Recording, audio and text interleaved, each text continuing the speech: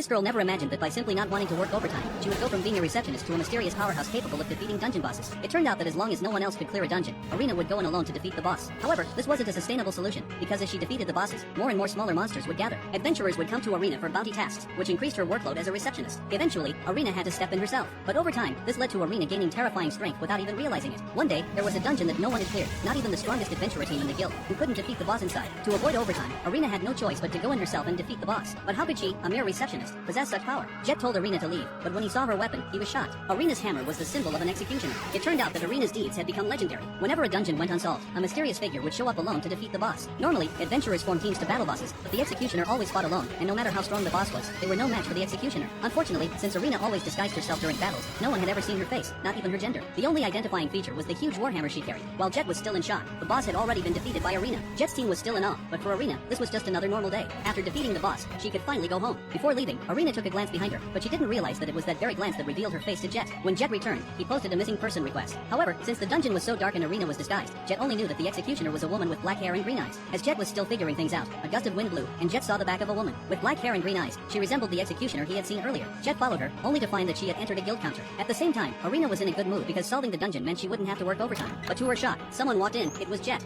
Yo. Arena had planned to pretend not to know him, but when she learned that Jet had seen her face during the dungeon, she became nervous. She had specifically covered her face with a hat, and the dungeon had been so dark. She didn't understand how Jet could have seen her. Jet explained that his eyes and nose were particularly sharp. Arena realized she couldn't hide anymore. She asked Jet to meet her somewhere else to talk, and Jet agreed. He handed Arena something. It turned out that this was the loot dropped after defeating the boss. Jet wanted Arena to take it, but the next moment, Arena crushed the loot with her bare hands. This shocked Jet because the item wasn't just any material. It was an extremely hard item used for making relic weapons. Even more shocking was that Arena threatened Jet, telling him that if he didn't leave, he would be the next boss to be dealt with. Jet couldn't understand why Arena was acting like this. He saw her preparing to leave, so he used his skill to hold her back. This made Arena furious. Jet didn't understand why Arena was doing this, but for Arena, she couldn't let her life as a receptionist end like this.